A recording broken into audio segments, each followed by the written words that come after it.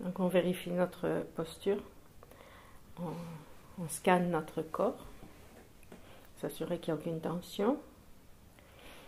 On est dans un état confortable et principalement c'est important d'avoir le dos droit, les épaules un petit peu repoussées en arrière si on peut.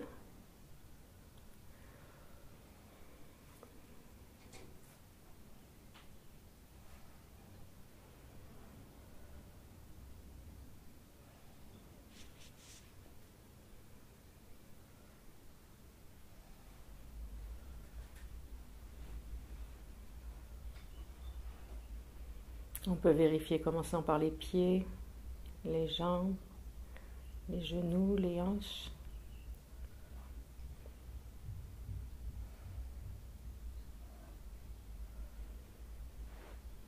Le bassin, le dos.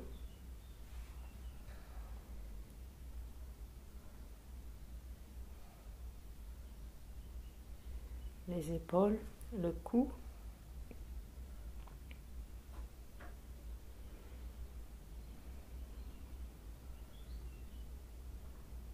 Et on finit avec le visage.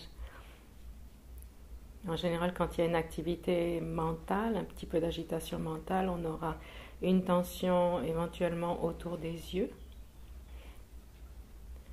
aussi éventuellement autour de la bouche,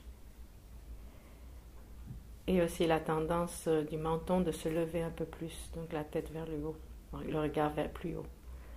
Donc dès qu'on s'en rend compte, on lâche tout ça, on lâche les tensions autour des yeux, autour de la bouche, on redescend un peu le menton.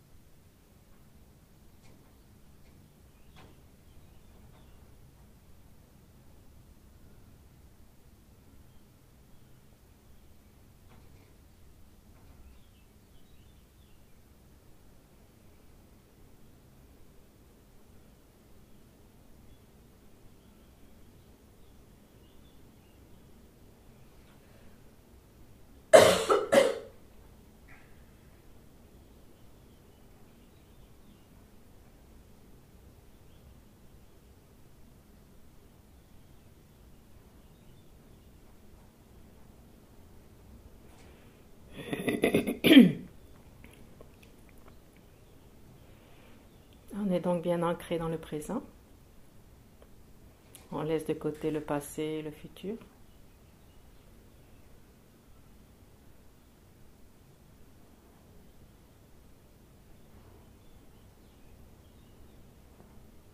Et on va établir une motivation adéquate pour poursuivre ce week-end.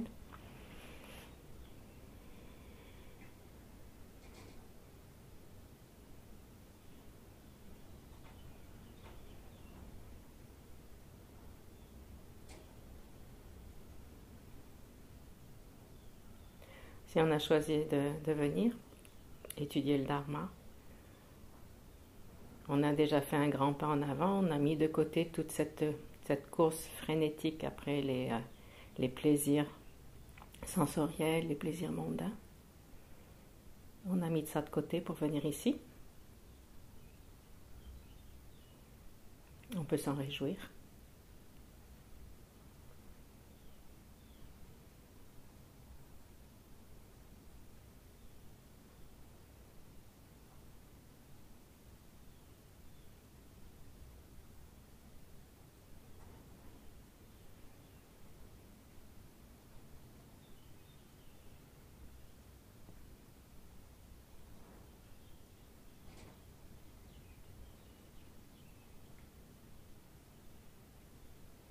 On a aussi compris sûrement qu'on a un potentiel mental qu'on peut développer qui nous rendra vraiment heureux, qui nous donnera un état de paix interne et de joie interne.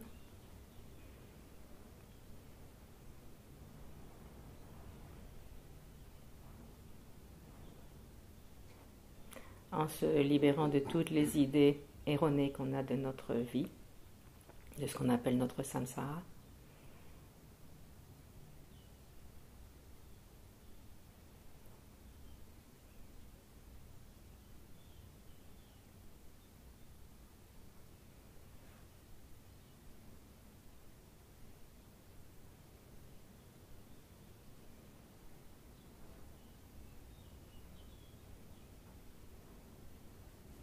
On est donc ici pour apprendre à connaître, comprendre notre esprit, comprendre la technique pour développer ses qualités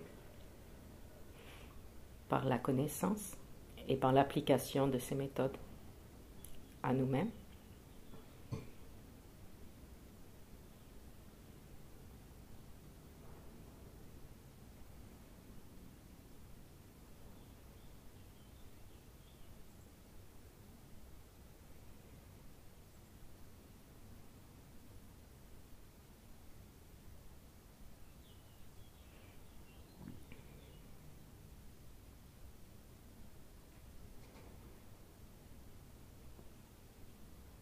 Et on est aussi conscient des êtres autour de nous, de tous les êtres vivants, au moins de ceux que l'on perçoit autour de nous. Et le fait qu'ils ont la même recherche, le même désir, d'avoir un état d'esprit en paix et dans la joie. Donc on est aussi ici pour pouvoir partager ces connaissances avec eux.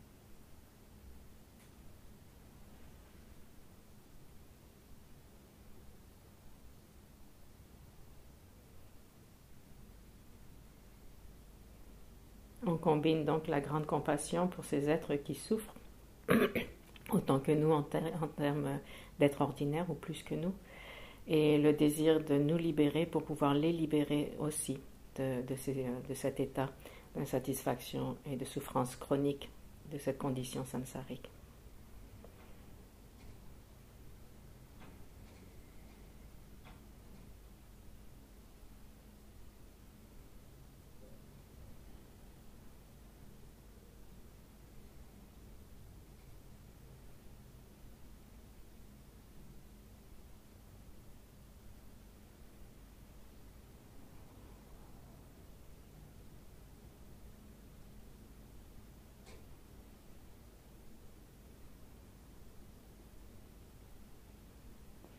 Donc en termes classiques, notre motivation, c'est d'obtenir l'éveil pour pouvoir réellement bénéficier à tous les êtres et les libérer de la souffrance.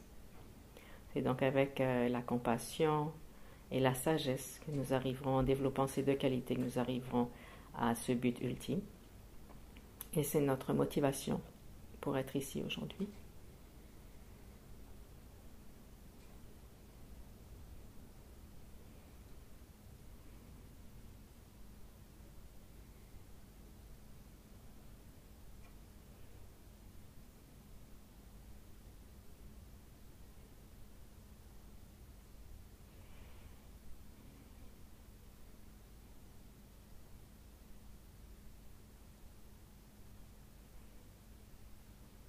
Et nous allons commencer par les prières, avec Marie-Laure comme chef d'orchestre.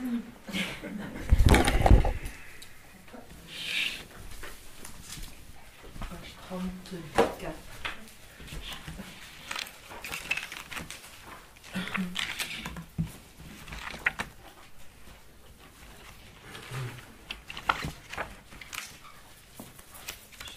Vous pouvez faire la prise de refuge et le mandala? Tout. On fait tout. Je ne sais pas comme vous voulez. Oui, le premier matin, on fait tout. Après, on fera un raccourci. Ok. Sangye Chodam Soke Chonamna Changcho Badu Dani Kyamsuchi Dagi Chin Sogye Pe Sonam Ki Dola Penche Sangye Dopasho. En Bouddha, le Dharma, le Sangha, jusqu'à l'éveil, je prends refuge, grâce au mérite réuni par ma pratique de la générosité et des autres vertus, puisse-je devenir un Bouddha afin d'être bénéfique à tous les êtres. En le Bouddha, le Dharma, le Sangha, jusqu'à l'éveil, je prends refuge, grâce au mérite réuni par ma pratique de la générosité et des autres vertus, puisse-je devenir un Bouddha afin d'être bénéfique à tous les êtres. Après, je ne connais pas les airs des deux qui suivent. On le fait en français. En français. Puissent tous les êtres obtenir le bonheur et les causes du bonheur. Puissent tous les êtres être affranchis de la souffrance et des causes de la souffrance. Puissent tous les êtres ne jamais être séparés de la félicité, exempts de toute souffrance. Puissent tous les êtres demeurer dans l'équanimité, sans attachement pour les amis, ni haine pour les ennemis. Avec respect, je me prosterne par le corps, la parole et l'esprit. Je présente des nuées d'offrandes variées, réelles et imaginées. Je confesse toutes mes actions négatives accumulées depuis des temps sans commencement, et je me réjouis des mérites de tous les êtres saints et ordinaires. Demeurer-je au prix jusqu'à la fin du samsara, et tourner la roue du dharma pour les êtres. Mes propres mérites et ceux de tous les autres, je les dédie à l'éveil suprême. Et je propose qu'on fasse quand même le sutra du cœur avant de faire le mandala. Okay. Parce que vous savez que le sutra du cœur est aussi une pratique pour éliminer les obstacles. Ouais. Des fois, on fait la prière de la Dakini à la tête de lion, par exemple. Faire juste le sutra du cœur en tant que tel, quand vous avez des obstacles dans votre vie, le réciter aide à éliminer ces obstacles. Et c'est la sagesse, quoi. Donc ça tombe bien. 77. 77, merci. Ça dépend de... Verset. Plus ou moins 1. Oui. En français. Hommage aux trois nobles, rares et sublimes. Voici ce qu'une fois j'ai entendu. Le Bhagavan se trouvait à Rajagriha, sur le pic des vautours, entouré d'une grande congrégation de moines et d'une grande assemblée de bodhisattvas. À ce moment-là, le Bhagavan était absorbé dans la concentration sur les catégories de phénomènes appelées perceptions profondes. Au même moment, le bodhisattva Mahasava Arya Avalokiteshvara contempla la pratique même de la profonde perfection de la sagesse, et il vit que les 5 agrégats également étaient vides de nature propre.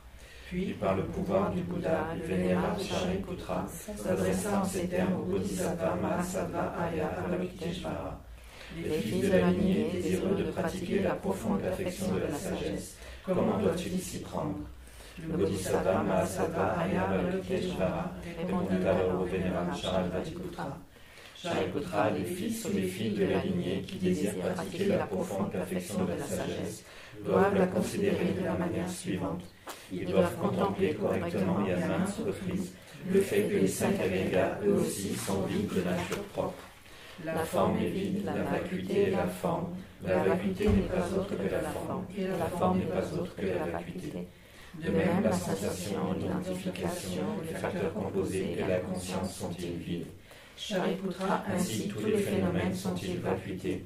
Ils sont sans caractéristiques. Ils ne naissent ni ne cessent, ne sont ni souillés, ni non souillés, ni déficients, ni parfaits.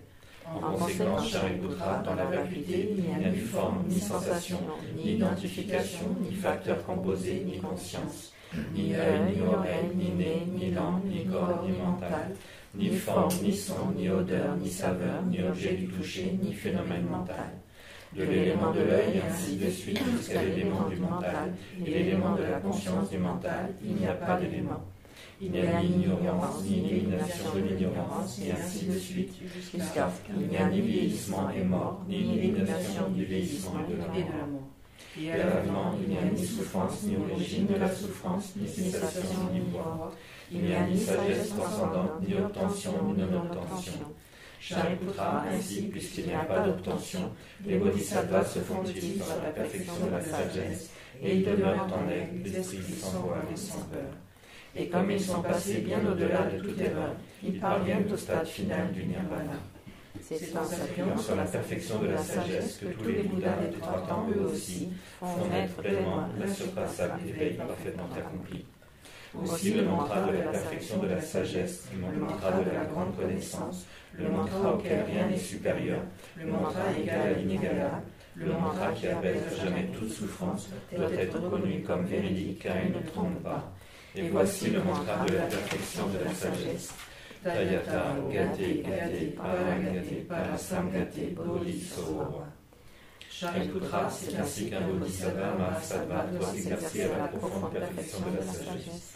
Puis le Bhagavan sortit de sa concentration et loua le bodhisattva Mahasattva Arya Avalokiteshvara en disant: Bien, bien, ô fils de la lignée, il en est ainsi, non est bien ainsi.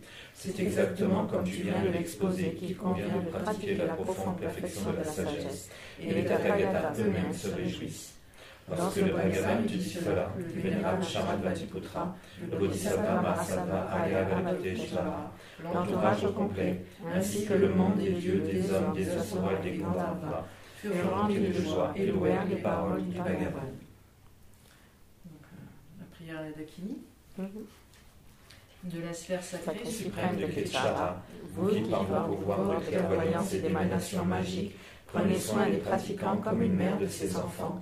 Devant l'assemblée des Dakini des 3 endroits, je me prosterne. Akasamara, Sachamara, Samaraya.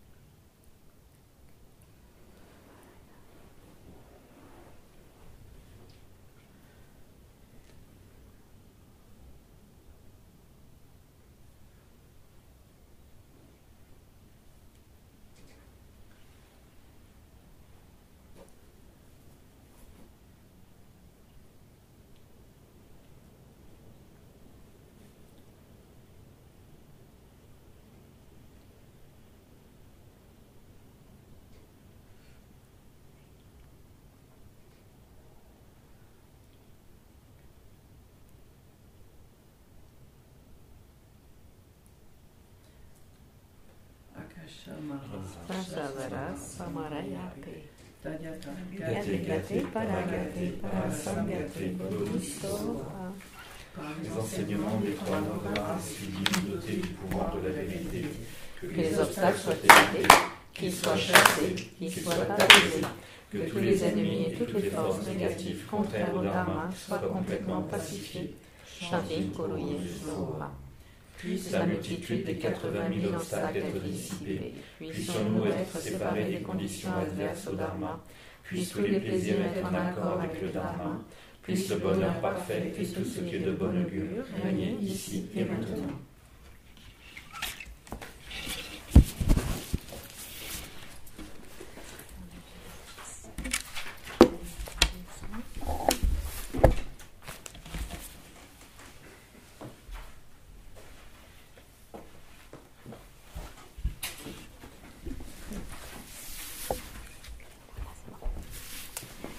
Donc le sujet, on va faire des révisions.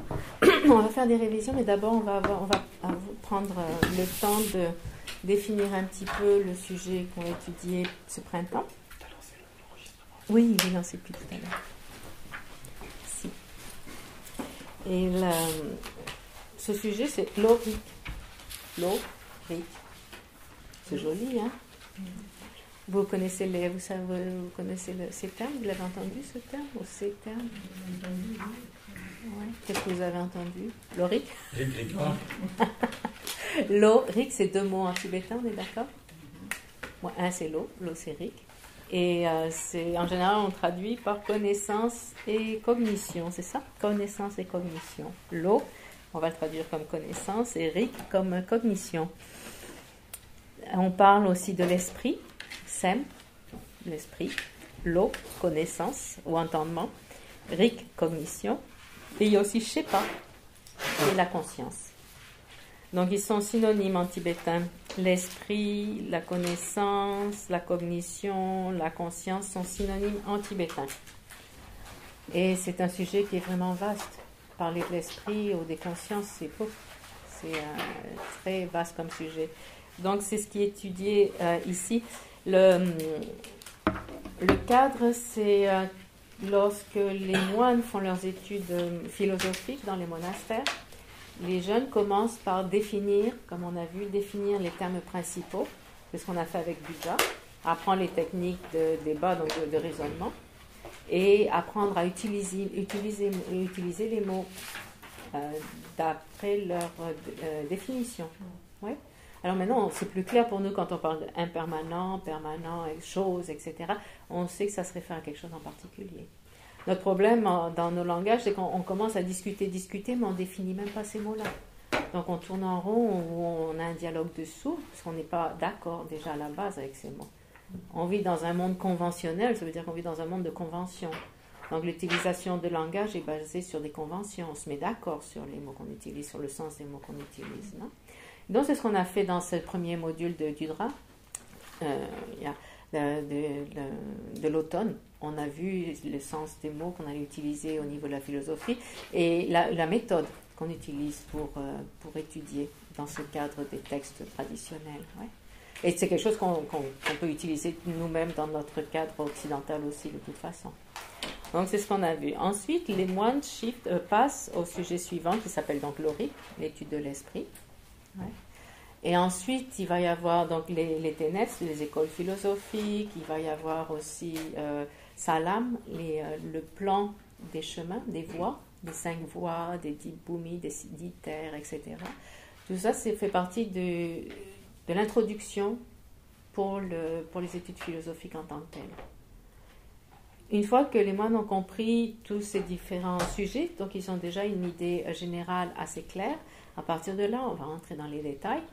Et c'est là qu'ils vont commencer à étudier, par exemple, l'ornement des réalisations claires de Maitreya. C'est 5-6 ans d'études, 7 ans même, qui est la base de tout ce qui est expliqué dans l'Amrit, sauf la vision de Madhyamika de la vacuité. Tout le reste, ça vient de ce texte-là. Donc c'est vraiment une encyclopédie de tous les détails des voies et chemins. Donc ça c'est 7 ans. Ensuite, ils étudient le Madhyamika, qui est la vue prasangika de la réalité, la vacuité, ouais, pendant 2 ou 3 ans, avec un texte basé sur le texte de Nagarjuna, le fondement de la sagesse, on peut l'appeler comme ça, ou le traité du milieu, ou le fondement de la sagesse. De là, il y a le commentaire de Chandrakirti, de là, le commentaire de la Matsankapa, c'est ce qui est étudié dans le monastère. Et ensuite, ils continuent leurs études comme ça. Donc, on est vraiment ici à construire les fondements pour pouvoir plonger plus intensément ou plus efficacement, profondément dans ces études-là. Donc l'avantage de faire ces études-là, c'est qu'après, quand vous allez suivre Geshe Loden, vous pourrez débattre avec lui. Ne le répétez pas. Mais au moins vous en êtes peut-être déjà rendu compte avec sur la base de ce que vous avez appris à l'automne, quand vous écoutez des enseignements, vous les écoutez différemment, non? Il y a des choses qui sont plus claires, non? C'est pas juste une idée générale, mais donc c'est le but du jeu. Et l'Auric, en fait, c'est, même si pour les moines c'est une étude de base, parce qu'ils vont apprendre à mémoriser les définitions, les divisions et les exemples, et débattre là-dessus. Et c'est un sujet qui est tellement vaste, parce que c'est le sujet de l'esprit. L'exploration de l'esprit, c'est gigantesque comme sujet, quoi. Donc on va le cerner un petit peu. Ici, c'est comme une introduction qui va être faite sur ce sujet-là. Et ouais, d'abord, il faudrait commencer par pouvoir définir ce qu'est l'esprit ou ce qu'on entend par ces termes esprit, conscience, cognition et autres. Donc c'est là, vous avez le plan de base sur cette feuille-là. Donc on va étudier l'esprit, les connaissances, cognition. Rappelez-vous, tout ça c'est synonyme dans notre étude. En particulier, ça se réfère à la même chose en général, ce qui est clair et connaissant. Ça vous dit quelque chose? Oui. C'est la définition de l'esprit. Ben, vous n'avez pas besoin de réviser, du coup vous savez tout, c'est bon. Et donc division en deux, j'ai entendu des petits rires. Vous dites oui, mais il y a 5 divisions en deux. Il y en a 5. Il y en a 5. Divisé en 2, 5 points. Ouais, on vous entend. T'es repéré, Christophe. Comment on va expliquer ça alors? Donc c'est 5 fois 2 divisions. Voilà, 5 différentes façons de diviser en deux, vous comprenez bien. Donc c'est différentes divisions en deux, c'est ça? Voilà. Donc la première, d'abord on va, dans nos études, on va d'abord définir esprit, connaissance, cognition, etc. Une petite vue sur notre compréhension occidentale, la science, et ensuite on rentrera dans le sujet même du bouddhisme. Et ensuite, donc, on verra que la conscience, on va l'appeler conscience, la conscience peut être divisée en deux. Il y a ce qui est la conscience conceptuelle et non conceptuelle. C'est la première division qu'on verra. Ensuite, une cognition valide ou non valide. On verra de quoi il s'agit. Ensuite, sensorielle mentale, c'est relativement facile, celle-là. Erronée, non erronée, c'est facile aussi. Et ensuite, ça c'est un sujet qui vient tout à fait à la fin, c'est les consciences principales et les facteurs mentaux. Ça, on l'étudiera à la fin. Et donc, quand le sujet de l'Auric est étudié dans les monastères, on parle il y a une division en 7. Donc, et de là, on va jouer avec les 3-4 possibilités, les relations entre une conscience conceptuelle, non conceptuelle, et ces 7 consciences, par exemple, valides, etc. Donc, on va faire des débats. Une fois qu'on aura établi ces éléments-là, on pourra faire des débats pour comprendre leurs relations. Oui. Donc, quand on divise en 7, il y a les cognitions fausses, qui peut être conceptuelle ou non, etc. Il y a le doute. Ensuite, il y a cognition inattentive, supposition correcte, cognition inférentielle, perception directe, cognition subséquente. Ça, c'est une autre façon de les présenter. Dans les textes traditionnels, elles sont présentées à l'inverse. À l'inverse, je veux dire, c'est le numéro 5 qui est en premier. Numéro 6, perception directe d'abord, puis cognition inférentielle, etc. Donc, c'est un autre ordre. Mais j'ai choisi cet ordre-là, c'est parce que... Ah bah oui, c'est marqué en dessous. L'ordre traditionnel, on commence par les perceptions directes, on finit par les cognitions fausses. Si j'ai choisi cet ordre, c'est parce que ça démontre comme de notre ignorance, on évolue sur la base de l'analyse, de l'étude, etc., de la compréhension, pour finalement obtenir ce qu'on appelle la réalisation directe de la vérité, qui est une expérience qui est apparemment pas si facile à obtenir. Réalisation directe, ça veut dire que c'est non conceptuel, c'est une expérience interne complète de la vacuité. Donc c'est cette évolution depuis les consciences fausses jusqu'à cette compréhension suprême de la vacuité. Donc c'est dans ce sens-là qu'on va le suivre, nous. Et donc c'est ce qu'on va faire pendant ces prochains week-ends. Maintenant, quand on va rentrer dans la présentation classique, on fera la révision d'abord du monde des phénomènes, comme on l'a vu à l'automne dernier. Là, on va réviser les différentes divisions et notions du monde des phénomènes qu'on a, les phénomènes, les existants, non existants, permanents, impermanents, etc. Tout ça, on va le voir à ce moment-là. Là, on va d'abord commencer par une introduction sur ce sujet si vaste et immatériel, qui est le sujet de l'esprit. Donc ça, on peut le mettre de côté. Et dans ce cours, on va suivre le plan avec les tableaux, les 10 tableaux que vous avez. Ça va être notre plan de travail. On ne va pas le suivre dans l'ordre, bien sûr. Mais C'est trop facile. oui. Mais c'est ce qu'on va utiliser pour ce sujet de l'Auric. On utilisera tous ces tableaux parce que dans les tableaux, vous avez l'essentiel. Définition de chaque sujet, les divisions et les divisions et certaines notes ou exemples qui sont donnés. Donc ça va être très utile d'utiliser ce plan des tableaux. Il existe un texte de base qui est le texte de Pourboutchok, un texte de l'Auric officiel. C'est celui que vous allez étudier dans ceux qui vont faire le PEBA. Vous utiliserez, j'imagine, je suppose, le texte de Pourboutchok, non? Donc on ne va vraiment pas le toucher. Mais l'essentiel de ce texte de Pourboutchok, des explications de l'Auric, elles sont ici dans ce tableau. Ces tableaux, c'est pour ça que c'est pratique de l'utiliser comme structure. D'ailleurs, d'utiliser ce tableau, c'est suffisant pour nous. Ok. Maintenant, question, qu'est-ce que l'esprit? Bon, clair et connaissant, mais on va mettre ça de côté pour l'instant. On va prétendre qu'on n'est pas forcément bouddhiste. Comment on pourrait définir l'esprit? C'est ce qui fait l'expérience. Ce qui fait l'expérience d'un objet. En vos propres mots, comment vous le définirez? Ce qui expérimente la souffrance ou le plaisir ou le bonheur. Les expériences plaisantes, implaisantes. Déplaisantes et neutres. Et neutres. Les conceptions mentales aussi. Les conceptions mentales.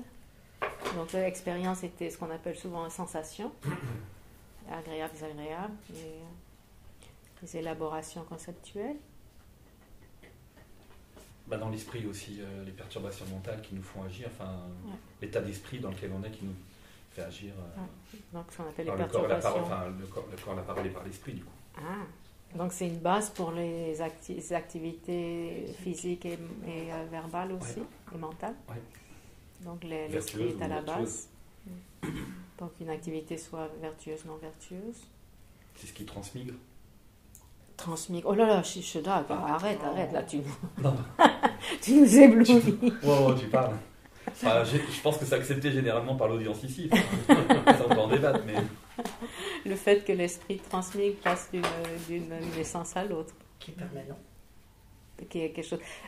C'est pas permanent dans le terme qu'on utilise dans nos débats, mais c'est continu. La notion qu'on a de permanence, c'est ça, éternel, exactement, qui continue sans fin, qui n'a pas de fin. Dans ce sens-là. Oui, tout à fait. Éternel, C'est sans fin, puisque ça passe d'une naissance à l'autre et ça continue. Et même à l'état de Bouddha, l'esprit est encore là, on est bien d'accord.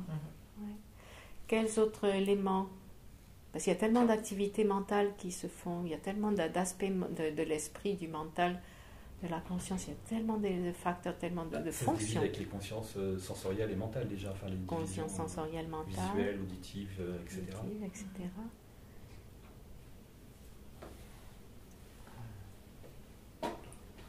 Est-ce que vous suivez ChatGPT? Est-ce que vous avez des outils de recherche de... Oui.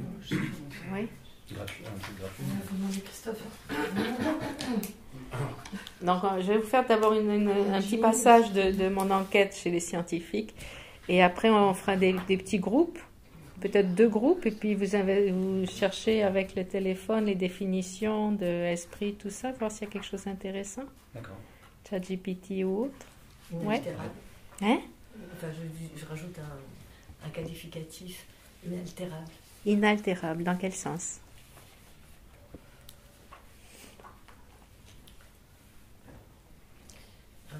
L'esprit le plus subtil qui passe d'une vie à l'autre, non? Oui.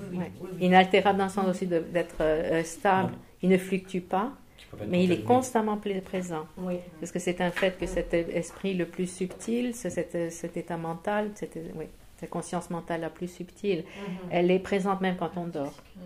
Alors quand on dort, les consciences sensorielles, par exemple, sont éteintes, ne fonctionnent plus dans le sommeil. Donc les consciences les plus grossières, entre guillemets, ne fonctionnent plus. Mais par contre, cette continuité mentale, elle continue. Donc inaltérable dans le sens de... Elle est constamment présente, cette conscience-là. Donc c'est vrai que...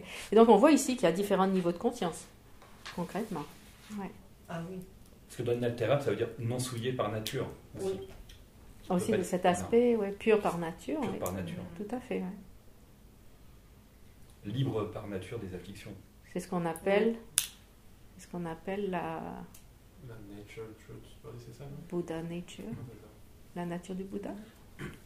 L'élément de base, nature du Bouddha, le fait que notre esprit, à la base, est complètement pur, naturellement pur de toutes ces émotions négatives, et ces perturbations. Ce qui est une bonne nouvelle. Pourquoi? Sinon, on ne pourrait pas s'en libérer. Exactement, sinon on ne pourrait pas se libérer de nos Ah oui. afflictions. On serait toujours sous leur Et- pouvoir en plus. Ouais. Et Tout oui. le temps. C'est pas Donc le ça, cas. c'est pas le cas en ce moment. J'espère pas. Enfin, pas trop.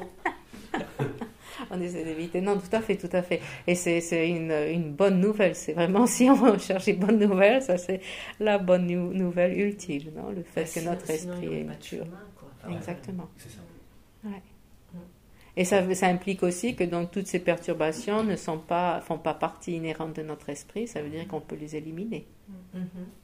Donc, c'est juste comme la poussière sur la vitre qui peut être éliminée. Donc, ouais. Maintenant, ça se fait pas tout seul, par contre. Ah. Faire le ménage. Ouais, c'est ça, c'est le ménage. Ouais. Ben ouais, ça c'est la bonne nouvelle en termes de l'esprit, c'est vrai. Ok, au niveau, pour trouver d'autres aspects, au niveau de la science, donc Scott Snipe disait, on existe et on est conscient. Ça vous rappelle quelque chose? Je pense Je que pense je que suis. Descartes, oui. Ouais. Donc c'est ça, le fait qu'on existe, c'est parce qu'on a une conscience, on est bien d'accord. Un être, c'est un être qui est... Quelle est la définition d'un être, d'une personne? Basé tout au parti sur les 5 agrégats.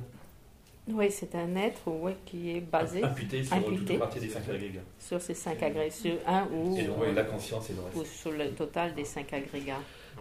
Donc ça veut dire, et de ces 5 agrégats, un est la forme et tout le reste, ce sont des agrégats de conscience mentale. Ouais. Oui.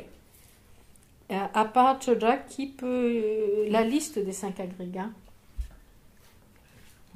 La forme, La forme, conscience, L'identification.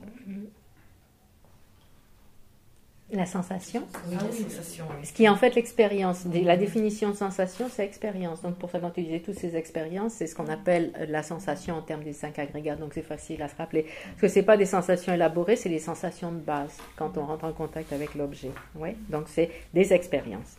Sensation, discrimination, tout à fait, ou l'identification. Ensuite, on a tous les facteurs composés, mentaux, facteurs composés mentaux. Et ensuite, on a les consciences principales. Donc, ces 4 agrégats, le premier forme, ça se réfère à principalement notre corps. Vous savez qu'on peut diviser les 5 agrégats en parlant de tous les phénomènes. Tous les phénomènes sont inclus dans cette division des 5 agrégats aussi. L'agrégat de la forme peut aussi être interprété comme tous les phénomènes physiques, tout ce qui est la forme dans le monde de la forme. Quand on parle des 5 agrégats en général, ça se réfère à un être, à une personne par exemple. Dans ce cas-là, on parlera de notre corps. Mais cette division peut aussi inclure toutes les formes externes aussi éventuellement. D'accord ? Donc quand on parle de la personne, on a le corps et tous les autres sont 4 éléments mentaux. Et les 2 premiers sont des facteurs mentaux spécifiques qui ont été extractés de l'ensemble des facteurs mentaux parce qu'ils ont un rôle essentiel dans notre esprit. Ensuite, la 4e division, c'est tous les autres facteurs mentaux qu'on peut avoir. La compassion, la colère, donnez-moi des noms de facteurs mentaux. L'attention, le contact, la jalousie, la colère, la foi, la concentration, la motivation, non. La saisie du soi. la saisie du soi, la conscience du sommeil, le regret. À la base, on a le contact, l'intention, la direction mentale que prend l'esprit vers son objet. Après, on a le mindfulness, comment on dit, l'attention La consciente. vigilance, l'attention et la mémoire. La vigilance, l'introspection, la mémoire. Il y a tellement de facteurs. Donc, ils sont tous dans ce numéro 4. Et le numéro 5, c'est les consciences principales. Il y en a combien? 6 qui sont? La vue, l'ouïe. Oui, la conscience visuelle. La conscience mentale et les 5 consciences sensorielles. Exactement, les 5 consciences sensorielles et la conscience mentale. Donc dans ces 5 agrégats, on a le monde des phénomènes, où quand on est en relation à la personne, on a la personne est identifiée sur la base de ce mélange de corps et d'esprit. Et l'esprit est divisé entre ces différents facteurs. Donc le jeu, la personne existe en relation à ces agrégats, et 4 de ces agrégats sont mentaux. Donc on peut dire que la personne existe en relation à son esprit, ou son mental. Sans le mental, il n'y a pas de personne, on est bien d'accord. Oui. Et d'ailleurs, qu'est-ce qui se passe au moment de la mort? Le corps et le corps est fini. Yeah. Mais tous les autres aspects de l'agrégat mental continuent sur une autre vie. Donc on devient une autre personne en termes de nom, etc. Oui, en termes d'imputation.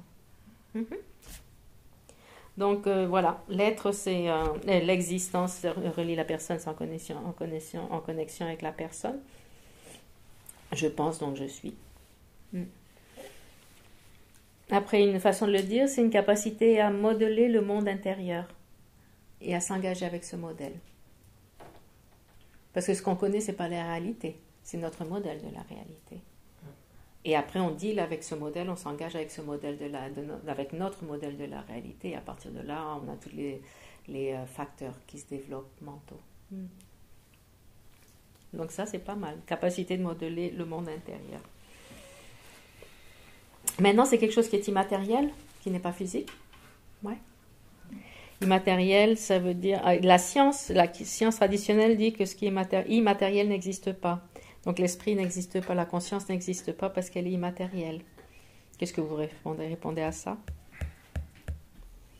Ils disent que c'est un effet secondaire des activités des neurones. Les physiciens devraient aller faire des maths un petit peu. Elle aurait la même propriété que la matière, elle serait obstructive. Exactement. Alors que la conscience n'est pas obstructive. Tout à fait. Et de toute façon, les maths, c'est immatériel tant bien. Non. Aussi. Ah ben oui, c'est pas physique. Si. C'est des théories. Non. Ah, zut. 2 moutons, c'est 2 moutons. Ouais, mais 2 moutons, c'est pas des mathématiques, c'est des moutons. Oui, mais ça reste des maths. Non, mais la théorie mathématique, c'est immatériel aussi. Il y a plein de choses qui sont immatérielles, qui sont acceptées. Plein de théories qui sont acceptées, qui sont immatérielles. Donc pourquoi pas accepter l'esprit? Il y en a un, je pense que c'est un scientifique qui compare l'esprit avec un software, pour ceux qui connaissent la différence entre hardware et software. Logiciel, quoi. Logiciel.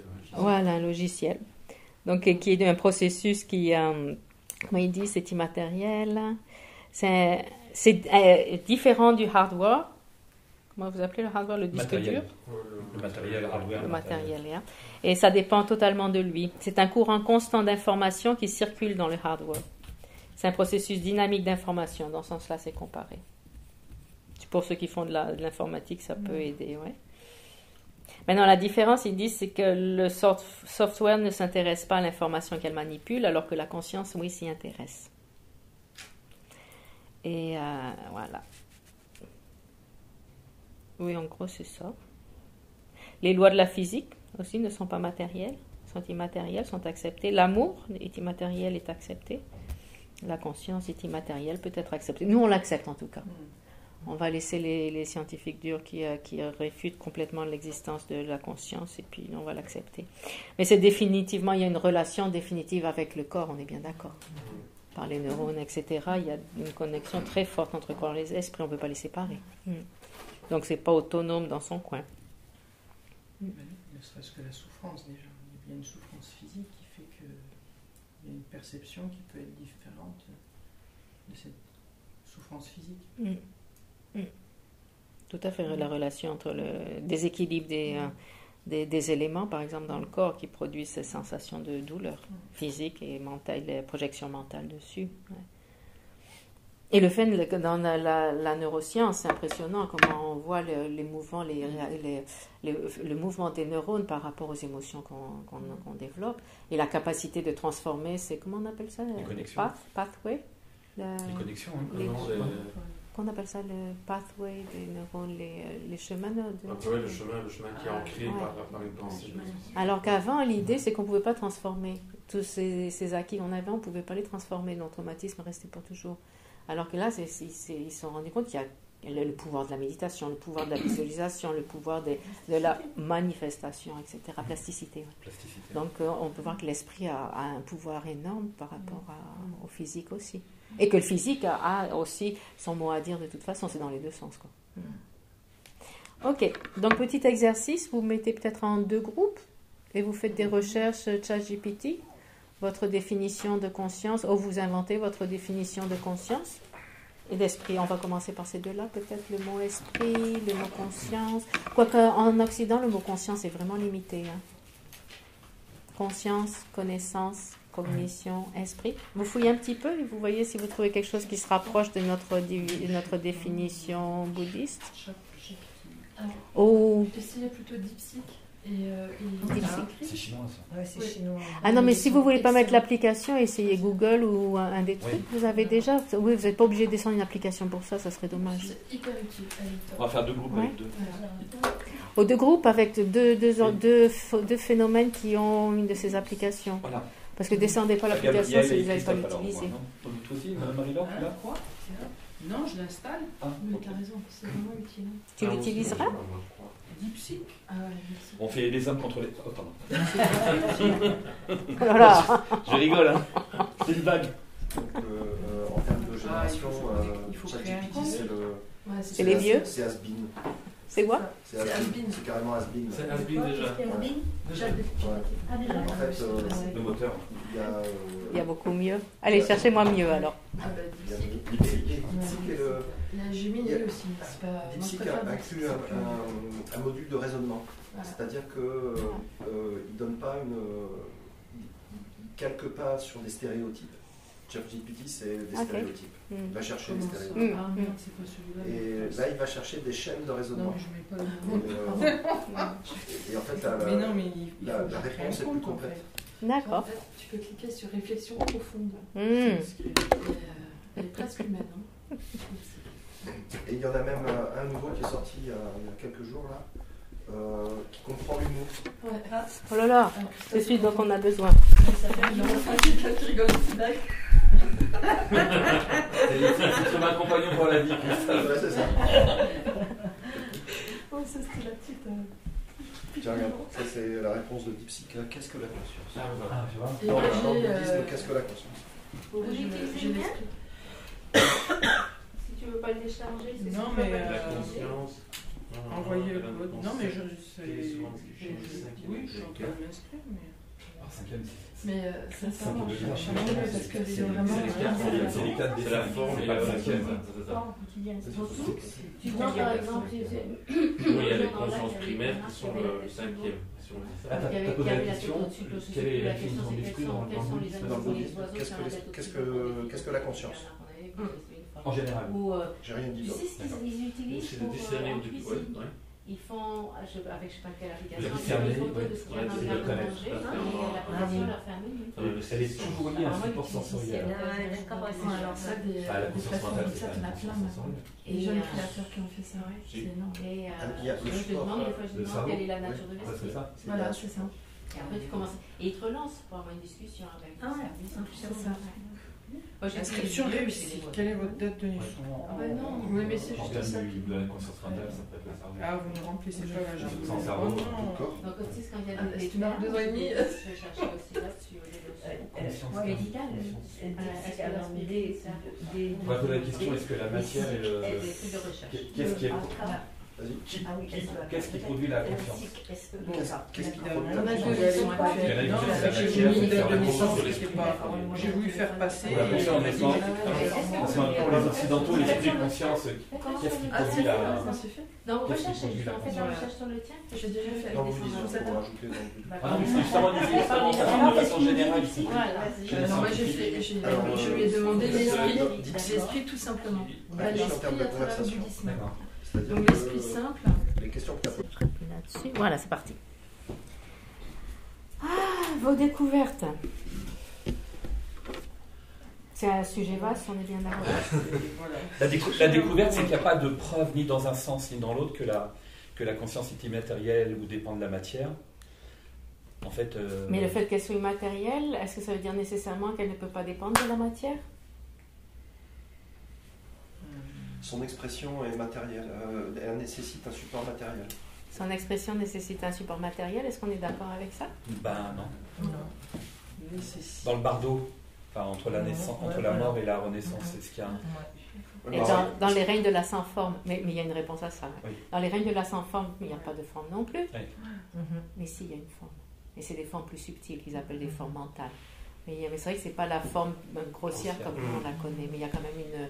Parce qu'on dit toujours, il y a cette union, ça c'est plus tantra du vent plus subtil avec la conscience plus subtile. Donc il y a toujours un aspect physique, mais ça peut être un aspect physique beaucoup plus subtil que ce corps grossier. Donc oui, on peut dire qu'en général, la conscience ou l'esprit est connecté au corps en fait. Le fait qu'elle soit immatérielle, elle connecte quand même avec le matériel, ce qu'on disait, l'esprit et le corps. Quand on a, en tant que bouddhiste, là, on accepte d'avoir que l'esprit ou la conscience existe, on l'accepte à notre niveau. Les scientifiques vont le discuter, nous on l'accepte. Donc l'esprit est immatériel, le corps est matériel. Comment il connecte alors? C'est la condition pour que l'information autour des passe. expériences non communes, là, le pouvoir physique sensoriel, c'est ça? Exactement. Les facultés, Oui. facultés sensorielles. On a étudié ça. Ah oui, d'accord. Est-ce que ça, C'est ce qui fait le lien. Est-ce que ça lie dans les scientifiques, ça, tu vois? Est-ce que c'est pas évident? Oui, on va le voir tout à l'heure. Ah, d'accord. Comment on perçoit un objet, par exemple. On va le voir tout à l'heure. Ah, donc c'est un sujet super vaste, difficile à définir. Est-ce que vous avez trouvé quelque chose en particulier qui est intéressant? De tout. Oui, notamment d'un point de vue scientifique, tu as plusieurs écoles ou théories qui disent que, ça dépend complètement de la matière, et d'autres qui disent que c'est complètement dépendant, et que c'est tellement dépendant que ça existe, même la conscience au niveau des particules. Et qu'au même titre que les grands principes qui régissent l'univers, la conscience existe en général, et même dans les particules. C'est un courant de pensée. Il y a plein de courants de pensée, ça, mais c'est intéressant en fait. Ça va des matérialistes à ceux qui disent qu'elle existe de son propre côté, même indépendamment. Il y a vraiment... Et le fait est, c'est que... Ou ceux qui disent que c'est que le cerveau, que l'activité cérébrale, que c'est lié uniquement à l'activité cérébrale, produite par l'activité cérébrale. L'activité cérébrale, elle est physique. Oui, ça veut dire que la conscience est... Et on va après jusqu'à l'autre extrême qui va être de dire que c'est complètement immatériel, intemporel Et comme a dit Christophe, le fait c'est qu'on ne peut pas ni prouver l'un, ni prouver l'autre. Apparemment pas totalement immatériel, puisqu'il y a... C'est immatériel, mais ça a une connexion, ça se connecte au matériel par ce biais qu'ils appellent les facultés sensorielles, facultés mentales ou des sens. Ouais. Et là, on va voir tout à l'heure, parce que j'ai retrouvé un papier qui explique comment l'œil contacte avec son objet et comment c'est perçu par la conscience visuelle. Et c'est là que ça explique ces connexions, comment ces connexions se font. Donc, il y a une connexion entre les deux. Super. Ben, on a pas mal avancé, du coup. Larousse. J'ai été voir le Larousse, quoi. Mais pas papier, le Larousse. Non, mais Larousse, quelle année 52 Celui qui est là sur Google, la dernière version. Une que j'aime bien, c'est représentation mentale claire de l'existence des choses. Ouais. Représentation mentale claire. Donc on retrouve claire et connaissance. Pas forcément claire d'ailleurs, de l'existence des choses, du monde. En psy, il dit c'est une fonction de synthèse qui permet d'analyser son expérience actuelle en fonction de la structure de sa personnalité. Oh là là, et se projeter dans l'avenir. Oh là là, non, ça c'est un petit peu tout ça. Pitié. Ok, donc nous, maintenant on va... D'ailleurs, ça nous montre quelque chose aussi. Là, on va rentrer dans la bulle bouddhiste, claire et connaissante. Déjà, ça nous indique quelque chose. L'esprit, c'est un terme. La conscience, c'est un terme. Tout à fait relatif. On est d'accord? Donc, il n'y a rien d'inhérent à cette conscience. C'est juste un terme qu'on utilise pour essayer de définir quelque chose qu'on n'est même pas capable de définir. En fait. Donc, on est vraiment dans un monde tout à fait relatif. Déjà, on se détache un petit peu de l'existence intrinsèque ici. Claire et connaissante. C'est notre définition. Oui. Claire, pourquoi? Donc, tu as déjà mentionné des choses avant. On revient. Claire? Parce que ça peut éliminer l'objet et le regarder de tous les côtés. On ne peut pas faire dans le monde physique, mais l'esprit peut regarder. C'est sans voile pour moi, clair. Sans voile. L'aspect clair de la conscience. Donc il y a ce côté immatériel déjà, peut-être expliqué par le fait que c'est immatériel. Clair, c'est non obstructif. La main, elle obstructe, elle nous empêche de voir de l'autre côté, alors que la conscience n'a pas cette obstruction. Elle est claire, elle est immatérielle dans ce sens-là, donc elle est fluide, elle est claire dans ce sens-là, non, pas obstruée. Après, clair peut se référer à la fonction, comme tu disais, la fonction du miroir. Le fait que la conscience est un miroir où se reflète notre objet. Et ça peut être un objet physique, visuel, mais ça peut être un objet mental aussi. Et notre objet se reflète à la conscience. Donc il y a cet aspect de miroir, clair comme un miroir. C'est ce qui permet d'appréhender les caractéristiques. Oui, sinon, on pourrait de pas l'objet. distinguer les objets. Déjà, il faut que l'apparence soit là, donc l'apparence, elle est là par sa clarté, par le miroir. Donc, il y a cette notion de se relier à l'apparence d'un objet, oui. Et ensuite, le troisième facteur qui explique clair, c'est la nature de l'esprit. On parle de la claire lumière, par exemple, ou la nature claire pure de l'esprit. Donc le fait qu'elle est claire, libre de toute souillure des afflictions, des perturbations mentales. Donc c'est trois différents aspects qui sont reflétés dans le mot clair. Le fait que c'est immatériel, donc immatériel non obstructif, donc un peu la conscience mentale connaît des choses. Donc elle est immatérielle dans ce sens-là déjà. Elle est sa fonction qui est comme un miroir. Et ça c'est important, hein, son rôle de miroir. Fait que les apparences se manifestent à la conscience. Et sa nature profonde, libre des perturbations mentales par nature. Ouais.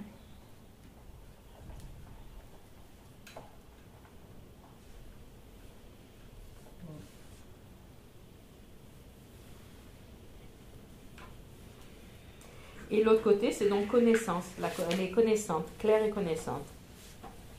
Donc quand on parle de connaissance, c'est vraiment une connaissance de base. Hein. Ça ne veut pas dire qu'elle connaît son objet dans le sens où elle réalise son objet. C'est pas du tout ça. C'est juste qu'elle a une connaissance basique de son objet. Elle est consciente de son objet. Elle sait qu'il est là, que l'objet est là. Elle sait que l'objet est là. Voilà, exactement. C'est cette connaissance de base, vraiment limitée, non? Elle perçoit ou elle appréhende son objet. C'est juste ça, connaissance. Et c'est l'aspect actif de la conscience ou de l'esprit. Et c'est intéressant parce qu'il est dit dans le monde bouddhiste que la conscience s'élève sous l'aspect de son objet, ou que la conscience prend l'aspect de son objet. Ce qui veut dire que ce que la conscience connaît, c'est l'aspect subjectif de son objet. La conscience prend l'aspect de l'objet, ça revient constamment dans les explications bouddhistes. Qu'est-ce que ça sous-entend? Sous-entend qu'on ne connaît pas l'objet lui-même. Et toutes ses caractéristiques, c'est ça? L'objet en tant que tel, on pense que par exemple on voit, qu'est-ce que vous avez derrière? On voit la photo, on voit Tara. Vous la voyez Tara? Ben non, vous ne voyez pas Tara. D'abord c'est un tableau. Donc c'est le tableau. Et on ne voit pas le tableau en fait. On voit le tableau dans le sens que le tableau se reflète dans le miroir de la conscience et la conscience prend cet aspect du tableau. Donc quand on dit que la conscience connaît ce tableau, c'est qu'elle prend l'aspect du tableau. Ce que la conscience connaît, c'est cet aspect, cette apparence du tableau manifeste dans l'esprit. Donc la conscience est totalement subjective. Boum. Mais la conscience donc, est produite par son objet. Oui, on va les voir juste après. Les trois conditions, d'ailleurs, vous les avez dans vos notes, vous les avez mis aussi. Oui, il y a des conditions, des facteurs. Mais ça veut dire qu'il y a des étapes entre l'objet en dehors de la conscience, l'objet lui-même, l'extérieur, et la conscience, et l'objet qui est connu par la conscience, il y a une différence. Ce n'est pas l'objet externe qui est connu par la conscience. La conscience connaît l'apparence de l'objet qui se reflète en elle. Oui, si on aurait le tableau dans la tête. Tu l'as pas dans la tête, toi? J'espère pas. L'image du tableau. L'image du tableau. Donc, on travaille juste par image, en fait. Donc là, on est en train de déconstruire la réalité. Je ne sais pas si vous en rendez compte. Ouais. Tout ce qu'on se connaît, c'est un aspect subjectif de tout objet externe. Nous, ce qu'on connaît, en fait, c'est juste un aspect subjectif. C'est la conceptualisation. Conceptuel, on va voir, on a besoin de définir ce mot-là. Oui, tout à fait, on a besoin de le définir. Parce qu'on parle même de la conscience visuelle, qui n'est pas conceptuelle, qui pense voir le tableau. La conscience ne voit pas cet objet-là, mais la conscience voit l'aspect du tableau qu'elle prend. Donc c'est une image du tableau qu'elle a, conscience visuelle. Et ce n'est pas encore conceptuel. Ça, c'est avant les étapes conceptuelles. Mais bon, on va avoir besoin de définir conceptuel parce qu'on ne l'utilise pas comme dans nos termes nécessairement. C'est plus vaste dans notre étude du bouddhiste. Dans ton terme, aspect c'est pas l'aspect en général, c'est l'aspect subjectif. L'aspect subjectif Exactement. pour moi, Oui. Conditionné Oui. à mon mental aussi, oui. à mes facultés visuelles et mentales. Et à mon mental. Tout à fait. La couleur, c'est pour ça qu'on dit que la couleur c'est tout à fait relatif, bien qu'on soit d'accord que ça c'est rouge, on est d'accord pour appeler ça rouge. Non, c'est pas rouge. Ah zut. C'est orange. Donc on est d'accord sur le terme, mais qu'est-ce qui vous dit qu'on voit exactement la même couleur avec nos yeux? Que ce qu'on perçoit de cette couleur, c'est exactement la même nuance? C'est pas probable. Pas sûr, hein? Pas sûr. Donc tout est relatif. Les daltoniens nous le disent. Et en plus les daltoniens. Ouais. Donc on a appris que ça s'appelait rouge, donc on va l'appeler rouge. Et c'est la seule chose qu'on sache, c'est là. Ça fait forcément appel à des références passées. Ça fait un rappel à des références passées. Des références passées, oui. Et un apprentissage des termes par rapport à une expérience, non? Tout à fait relatif, une fois de plus. On vit vraiment dans un monde de relativité complet. Et puis il suffirait qu'on ait des lunettes colorées pour... Et en général, on voit la réalité avec nos lunettes colorées de l'ignorance et des afflictions, de toute façon. Donc on a tout ce qu'on peut... Il y a tellement de facteurs. Hein. On est conditionné complètement dans nos perceptions. On pense qu'on voit le tableau, là, il y a un conditionnement complet. Oui, on pense le voir libre de tout conditionnement. Et on pense voir cet objet qui existe à l'extérieur, et c'est cet objet existant à l'extérieur que l'on voit nous. Tout faux. La liberté n'existe pas. La liberté n'existe pas. Ou c'est peut-être une liberté, justement, le fait qu'on n'a pas besoin de s'accrocher à tout ce qu'on perçoit dans les temps réels. Du coup, c'est pouf. C'est d'accepter de ne pas le voir comme on nous a appris de voir. Le comprendre, le réaliser, boum. C'est ce qu'on dit, l'objet n'a pas d'existence intrinsèque. Exactement. Exactement. On va tous être des Arya Bodhisattva à la fin de la deuxième année. À midi. Je pense qu'on y arrive à midi. On est bien parti. Après, on fera des révisions. Voilà. On raffinera un petit peu nos connaissances. Ouais, à midi, j'explore la vécuité. De la nourriture. Les causes, donc les causes de la conscience ou de l'esprit. Quelle est la cause substantielle? Vous vous rappelez, on en a parlé des causes substantielles à propos.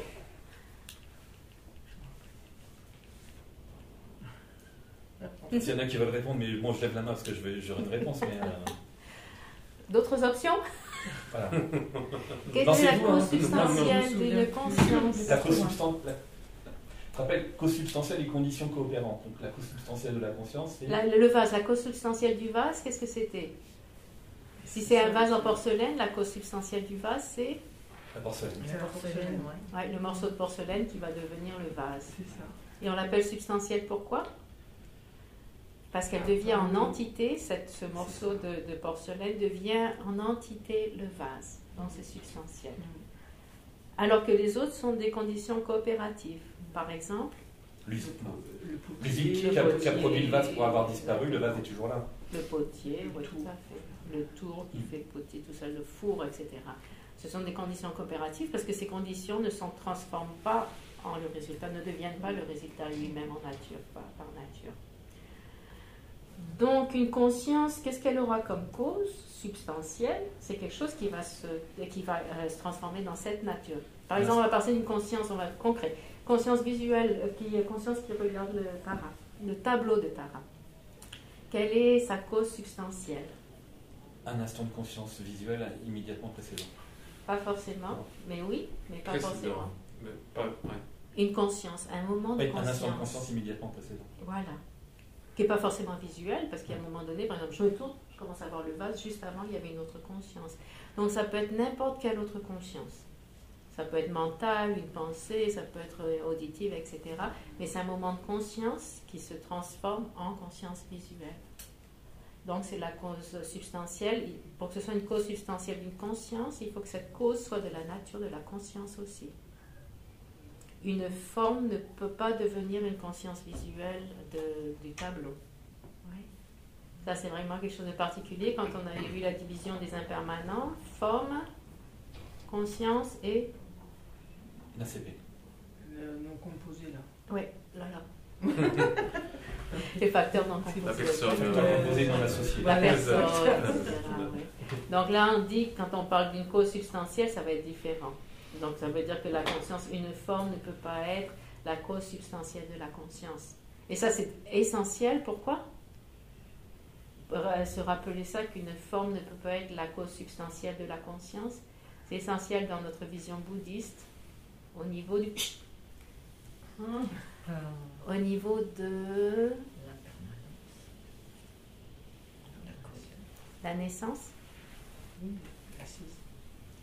Si la forme, si le corps pouvait être la cause d'une conscience, on n'aurait pas d'explication pour la renaissance. Puisque du corps, de la rencontre du sperme et de l'ovule, boum, on aurait un être. Et la conscience viendrait de cette forme, ça serait possible. Mais l'explication de base de la renaissance, c'est exactement ça. C'est que pour avoir une conscience, on a besoin d'une cause substantielle, et la cause substantielle est une autre conscience. Ça veut dire qu'il existait une conscience avant la conscience du moment de la conception. Ça veut dire qu'elle venait d'une vie antérieure. Ça veut dire qu'il y a des vies antérieures. Mais c'est ça, on commence.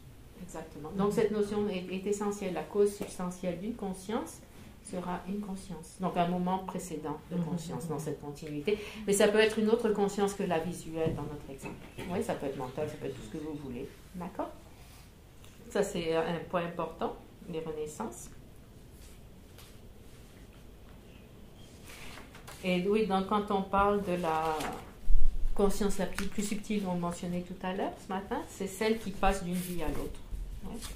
Donc la conscience la plus subtile, c'est celle qui va passer de l'étape de la mort au bardo, du bardo à la renaissance. D'accord ? C'est seulement l'étape plus subtile de la conscience mentale.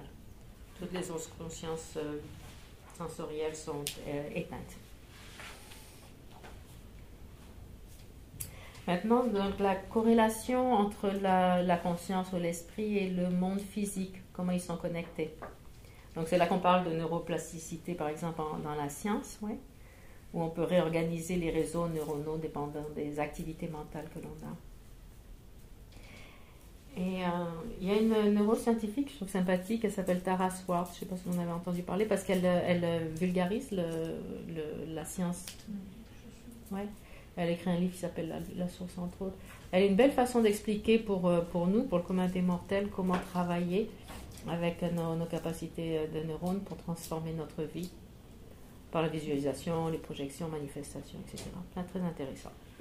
Et donc elle disait, la conscience se réduit pour s'adapter au corps. Elle est illimitée, mais se limite. Intéressant. Ouais. Parce qu'on ne peut pas recevoir plus d'informations que ce qu'on peut supporter. Il y a un autre data que je vais vous donner après. Donc, en fait, notre conscience a beaucoup plus de capacité de ce qu'on utilise en relation à ce corps. Et c'est l'idée, quand on fait toutes ces transformations, le Lojong, une transformation de l'esprit par la méditation et tout ça, c'est ce qu'on fait. C'est sortir des limites de ce corps, des connaissances qui sont basées sur ce corps. Pourtant, qu'est-ce qu'on fait toute la journée ? La plupart du temps, on reste limité aux consciences sensorielles et à élaborer sur ces consciences sensorielles, sur ces expériences sensorielles. On se limite complètement sur notre capacité mentale, en fait, et au quotidien. On passe d'un objet d'essence, d'un focus sur un objet d'essence à un autre, à un autre, à un autre. Et on utilise très peu, 5%, 10% de notre capacité mentale. Oui, en termes de ce qu'on peut imaginer, mais c'est encore pire. La recherche suivante que j'ai trouvée, c'est encore pire. Vous voulez savoir vraiment? Allez, vas-y. Il s'appelle Marcus Meister pour Medical Press ou Medical Express, quelque chose comme ça. Lui, il disait les pensées humaines sont lentes Elle s'anime par 10 bits par seconde. Ok. Oh, ça va. Ça pourrait être pire. Une connexion Wi-Fi classique traite des informations à raison de 50 millions bits par seconde. Nous, on a dit 10. Hein. Là, c'est 50 millions. Ça nous empêche d'activer plus. Hein. Ouais. Ou de devenir fou complètement. Donc, on n'est pas une Wi-Fi, on est bien d'accord. Ensuite, le système sensoriel humain recueille des données à une vitesse de, encore pire, 1000 milliards de bits par seconde. Le système sensoriel humain.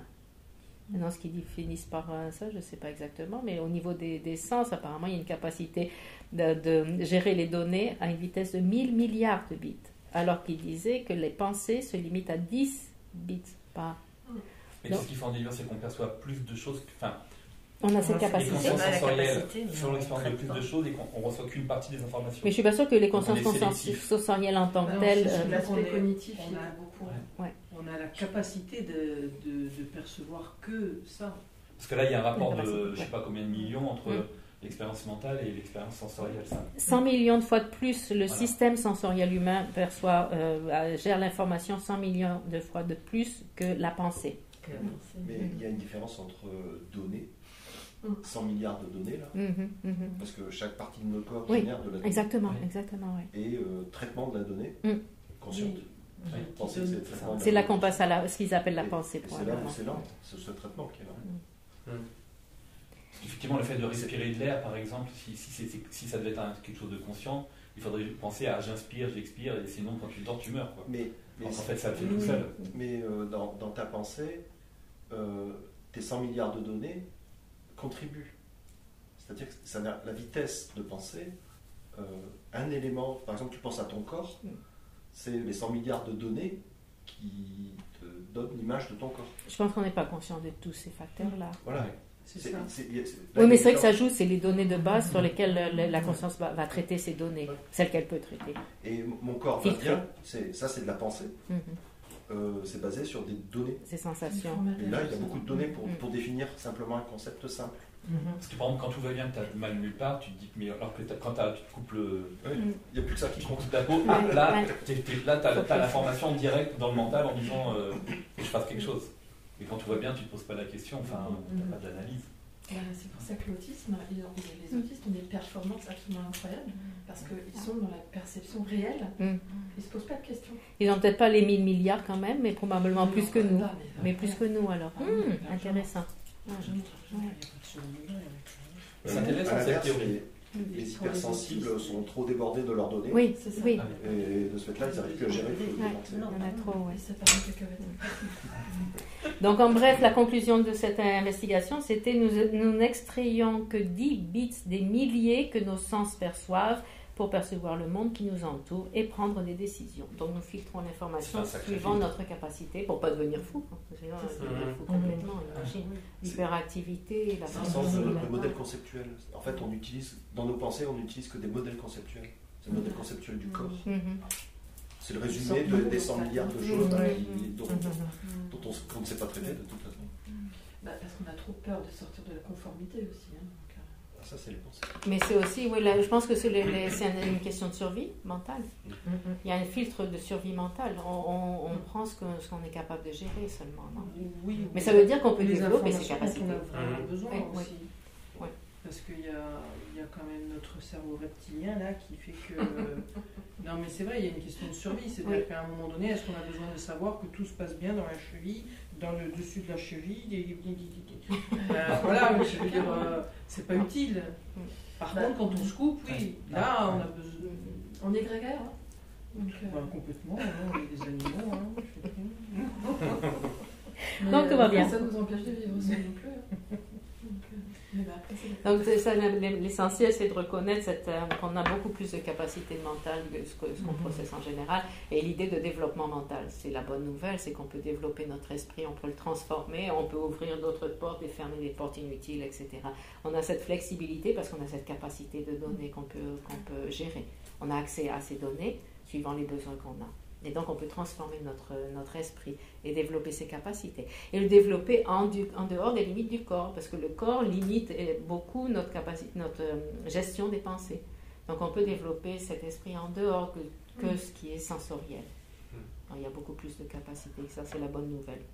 Donc, cette possibilité de transformation, ça tombe bien, parce que c'est l'idée du Lojong, c'est de transformer. Déprogrammer les aspects destructifs et programmer les aspects constructifs. De toute façon, on le voit bien de façon générale avec l'apprentissage. Oui.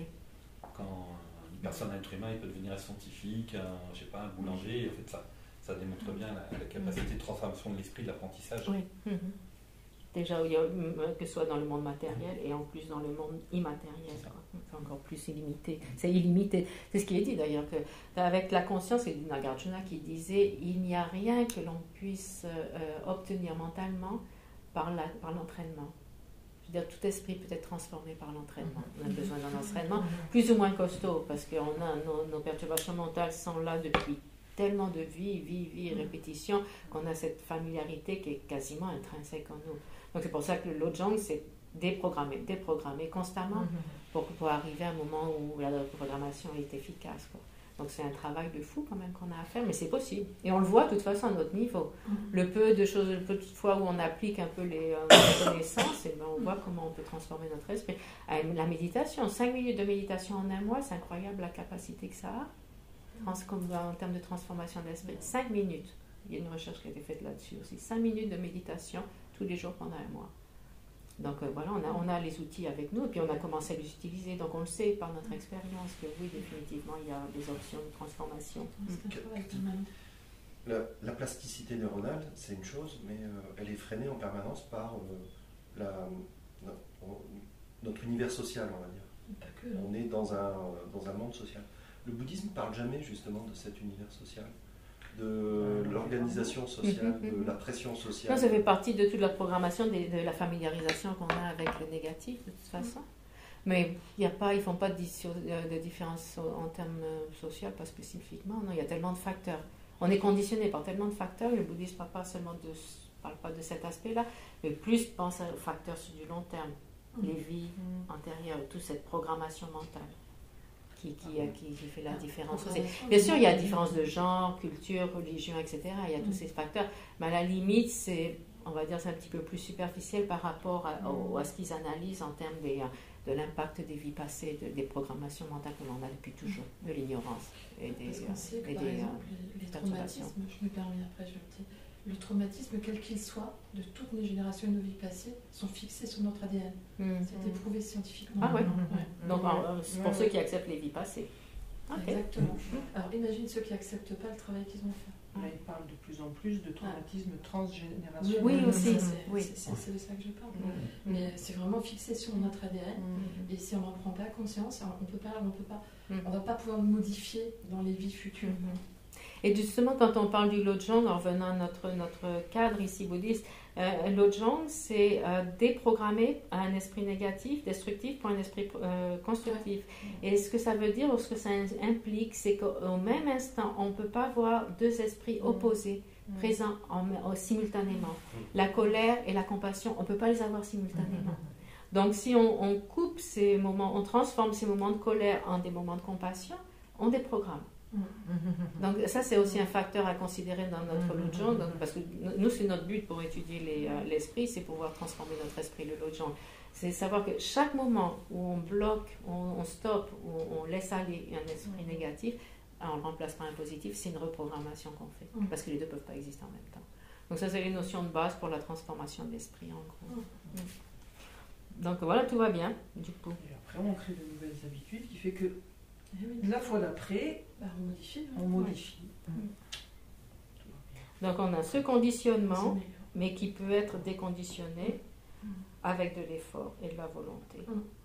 Alors maintenant, si en plus notre motivation, c'est pas le faire pas seulement pour ma pomme dans cette vie, sinon penser à vraiment obtenir un état de libération, et si en plus, avec ça, je peux aider les autres, c'est encore mieux. Donc ça donne beaucoup plus d'impact, de pouvoir à notre Lojong, parce qu'on le fait pour bénéficier les autres. Déjà, ça va les bénéficier au quotidien de toute façon. Le monde est en colère, le mieux, et ça va être pour les autres de toute façon déjà pour commencer. Et sur du long terme, encore mieux, quoi.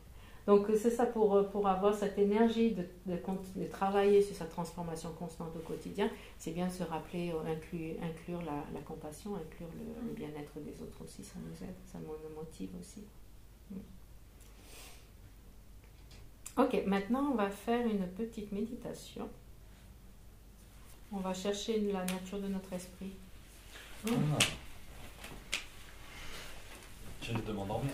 C'est pour ça qu'on l'a fait pas cet après-midi, voilà. On l'a fait avant le repas. Avant le repas.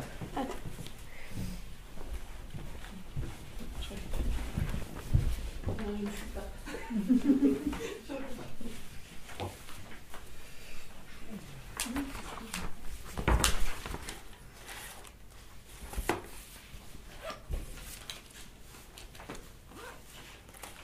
On va respirer un petit peu, observer. Je donnerai des instructions quand Gabi reviendra.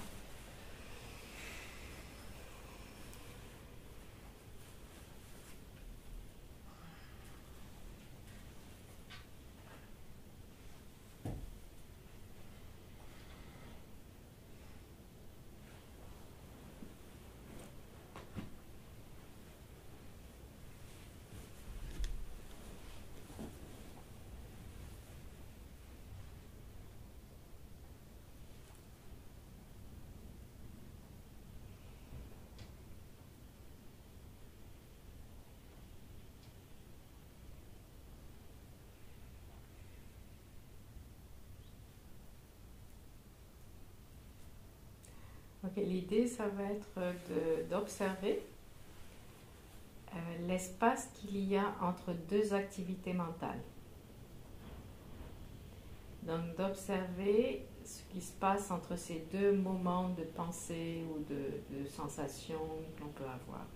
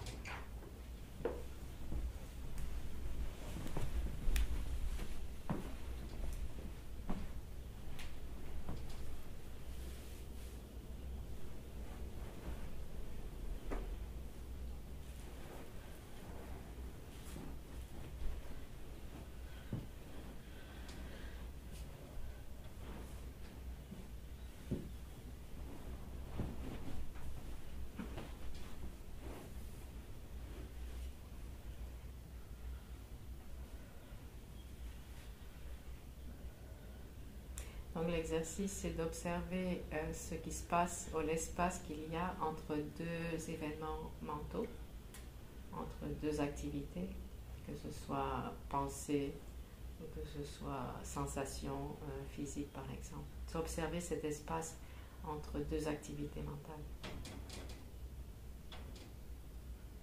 Et maintenant, on va essayer d'y mettre, quand on observe, on va essayer de le définir, de trouver des mots qui illustrent cet espace mental que l'on observe entre deux activités.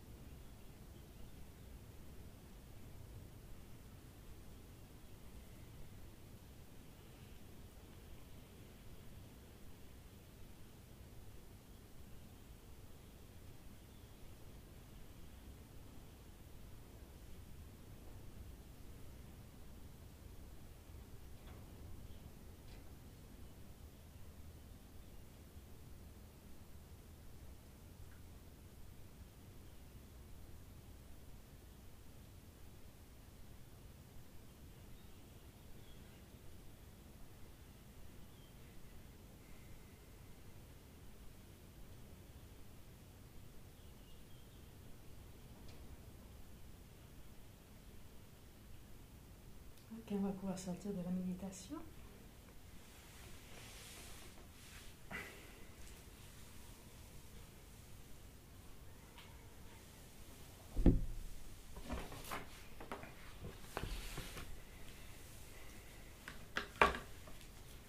Quel mot vous avez trouvé? Torpeur. Torpeur. Moi aussi. J'aurais qu'à faire la sieste. Voilà. Vous avez trouvé cet espace? Vous allez arriver à rencontrer un espace? Non? Ouais, Ou qui est une pause ou... c'est extrêmement fugace. C'est un éclair et ben voilà quoi. Est-ce que pour saisir, mais cet espace il est totalement libre en fait. Mais on n'utilise pas la liberté de cet espace. Et c'est là qu'on fait que nos perturbations mentales, on saute par-dessus ça et puis bon, puis on est embarqué. Quoi. On est embarqué, mais c'est vrai qu'il existe et c'est là que réside toute la liberté de nos choix, quoi, finalement. Mais voilà, quoi. On passe au-dessus. Donc à part espace, comment on pourrait Le calme. Calme. Calme, ok. Fugace. Esprit paisible. Paisible. Non agité. Non Ah oui. agité. Non agité. Non agité. Non perturbé. Non perturbé. Enfin, pas de façon manifeste. Enfin, Non Oui, conceptuel. Non Ah conceptuel. oui, ça, Ouais, oui. aussi. Oui. Pas de image. Ça m'a fait penser à Autant suspend ton vol. Oh. Autant suspend ton vol. Oh, En fait, ouais. le truc là entre deux. Ah ouais. Et on peut l'agrandir. mais c'est ça.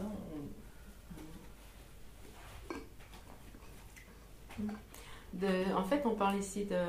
Quand, on revient au terme, puisqu'on communique avec des mots. Et l'idée, en général, quand on veut identifier la vérité ou la nature de l'esprit, on fait cette méditation. Mais quelle est la nature de l'esprit qu'on trouve ici? C'est seulement la nature conventionnelle.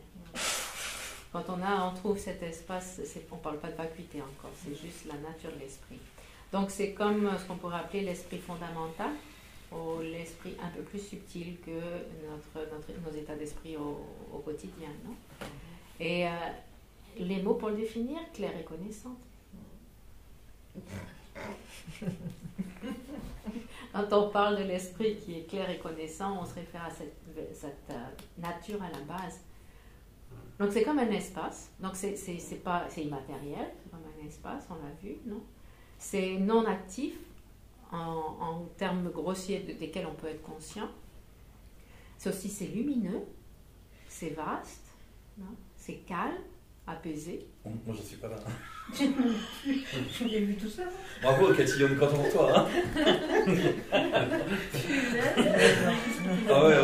Pas le temps de s'y installer là. On va faire des retraites de méditation avec toi. Oui, c'est pour dormir tout le temps et puis après méditer sur la vacuité du repas du midi. Je ne sais pas si ça marche. Non, c'est ça, c'est l'idée quand on parle de la nature. Et d'ailleurs, c'est important de savoir ça parce que des fois, pour ceux qui commencent la méditation, quand on leur dit médite entre les intervalles, entre des activités mentales, c'est la vacuité de l'esprit, c'est la nature. Non, c'est juste la nature de l'esprit en tant que telle. C'est-à-dire, c'est comme cet espace où tout peut surgir. Ouais. Où tout, et on voit constamment ça surgit. Mais, les pensées, le son du vent, la conscience du son du vent, il y a même eu les oiseaux, vous avez entendu? Même on entendait les oiseaux quand même, à travers le vent. Vous n'avez pas entendu? Non? Voilà. Et après toutes nos élaborations personnelles, mais tout ça, si on l'observe, c'est pas si solide que ça. On se rend compte que c'est sur la base de cet espace, de ce vide ou de cet espace qui permet de se surgir. Il n'y a rien qui bloque, donc ça surgit les uns après les autres, les uns après les autres. Et c'est vrai qu'une fois qu'on peut identifier, la première fois que j'en ai entendu parler, c'était avec le livre de Sogyal Rinpoché sur la vie et la mort, où il donnait, c'est un livre que beaucoup de gens sont venus au bouddhisme grâce à ce livre-là. Le livre de la vie et la mort. Et du coup, il donnait cette petite méditation. C'est une méditation qu'ils utilisent pour reconnaître la nature de l'esprit. C'est ça, observer les espaces entre les activités mentales. Déjà, ça nous force à être attentifs. Donc, on ne se laisse pas aller par toutes les pensées mentales forcément. et être conscient qu'il y a autre chose que nos activités mentales plus grossières. Et donc ce qu'on trouve, c'est ça, et c'est un état de paix en plus en tant que tel. Tu disais c'est calme, c'est pas agité ni rien, c'est comme un esprit calme, il n'y a pas de vent, c'est comme un ciel sans nuages en gros, ouais, tout d'un coup. Et c'est bon de trouver, de connaître, d'identifier, de reconnaître cet espace quand on fait nos méditations de respiration par exemple, parce qu'on se rend compte que les pensées ne sont pas indispensables, elles viennent naturellement à l'esprit. Ça, c'est un fait. On ne peut pas s'en empêcher. Notre fonctionnement de l'esprit, c'est qu'on a des pensées, on a des activités mentales qui viennent constamment. Un Bouddha aussi, il a plein d'activités mentales, mais elles sont complètement ce qui fait la différence, c'est le contact. C'est si on rentre en contact. Voilà, si on suit ses pensées ou pas. Parce que ça, c'est naturel. Surgir, disparaître. C'est comme des nuages qui apparaissent, qui disparaissent. Mais le fond, c'est cet espace, ce ciel vide. Et rentrer en contact avec ça occasionnellement dans la méditation, on gagne énormément en termes d'énergie et autres. C'est une pause considérable, même quelques secondes, ça fait une pause qui est vraiment... Et donc c'est la nature conventionnelle de l'esprit. On recommencera la méditation, on en fait un petit peu tous les jours, à voir si on sort de notre torpeur. C'est peut-être hypoglycémie là. C'est ça. La fin. Donc voilà, en gros c'était ça pour ce matin. C'était, on voulait avoir une vue générale de l'esprit. Et cet après-midi, on va faire des révisions déjà du monde phénoménal, ce qu'on avait étudié l'année dernière. Quand vous vous endormirez, on fera les exercices de débat de l'année dernière. J'ai repris quelques exercices de débat de l'année dernière, donc ça va être facile parce que vous connaissez déjà toutes les réponses. Donc voilà. Et on continuera, ensuite on rentrera dans la façon dont le sujet de l'Oric est présenté dans ses enseignements avec les tableaux. Donc on commencera par étudier l'objet, le possesseur d'objet, on entrera dans les détails. Ça c'est le but de cet après-midi. Et on peut s'arrêter là. Pour maintenant, il y a encore 5 minutes. Est-ce que vous avez c'est quoi des les questions? horaires cet après-midi d'ailleurs? On a proposé 2h30, 4h30, ça vous va? C'est bon pour tout le monde?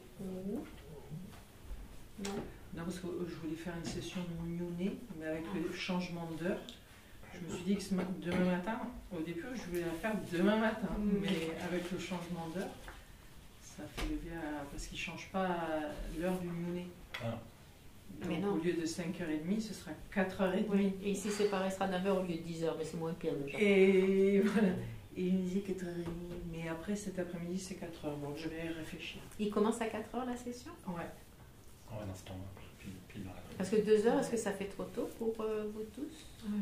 Trop tôt, Ouais, ouais. Moi, Si je vous vais rentrez, Je vais voir si... ou t'interromps, tu coupes sur la fin ici, Ouais, ou est-ce que tu peux rentrer un peu plus tard dans la séance du Nyuné? C'est pas... c'est gênant quand C'est même. gênant. Ou 2 heures, pour moi, moi je préfère 2 Oui, mais heures. c'est pour eux, Ah, parce qu'il faut On qu'ils... peut manger ici ou ah oui? Non, aujourd'hui, là. Ah ok. Je termine l'après-midi. Je vais On a réfléchir, pas de- je vais voir comment je m'organise, mais parce que j'avais pas les horaires. Est-ce que demain tu préférais 2 heures?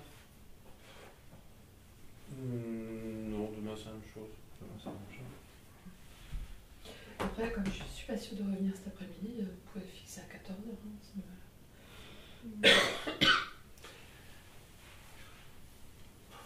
Sinon on reste sur 2h30, si Ouais, tu dois partir Oui, une demi-heure voilà, plus c'est tôt, ça. Je pense que je vais une demi-heure plus tôt, si je me le sens. 2h30 ça va sinon tout le monde, oui. Demain on est à la même heure, hein. Tu commences pas à 9h. Non, non. Ben, à l'heure d'aujourd'hui, ça sera 9h. Mais à l'heure Ouais. officielle, ça sera 10h. Oui, on garde la même heure. On ne va pas se perturber. On va se perturber, on endort 1 heure en moins, ça va être encore pire. Donc, il faut Enfin, garder des exercices de débat pour demain. On va en avoir besoin pour se réveiller. C'est ça. Peut-être. Ok, on va faire la dédicace de la fin. Tu fais quoi le coffre en disant Non. C'est quoi d'habitude? Ce que vous avez. Ouais, sinon, après, dans la compilation, à la page 16, il y a la dédicace. En général, on nous joint ici au fond du bandana, non? Il faut le fond du malade. Mais non. Non, comme vous voulez. Non. Ça tout. Qu'est-ce qu'on fait alors? Page 16. Page 16. Oui, livret, le petit livret, page 16, et on va suivre notre Kunze. Par hasard.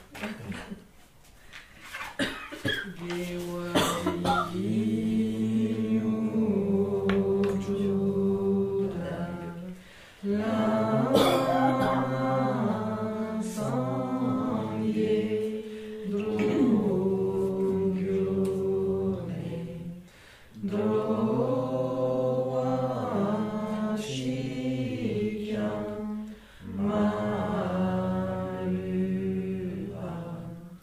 Dei Salam Gebasho. Que tous ceux qui sont malades recouvrent rapidement la santé, que toutes les maladies de ce monde disparaissent à jamais, que dans aucune contrée de par ce vaste monde n'advienne épidémie, famine, conflit, que les êtres vivent dans la vertu et le bonheur grâce à la richesse du Dharma, et que croissent l'abondance, la prospérité et l'excellence. Chongchu Sencho Rinpoche, Makye Panam Kegyoche, Kye Panyam Pame Payon, Kone Kongdu Elwa Sho, Omitawa Rinpoche, Makye Panam Kegyoche, Kye Panyam Pame Payon, Kone Kongdu Elwa Sho. Êtes mes pères et mères, connaître le bonheur, et tous les états d'existence inférieurs être vides à jamais. Où qu'il y ait des bodhisattvas, puissent toutes leurs prières se réaliser immédiatement. Merci et à 2h30. Merci bien tout le monde.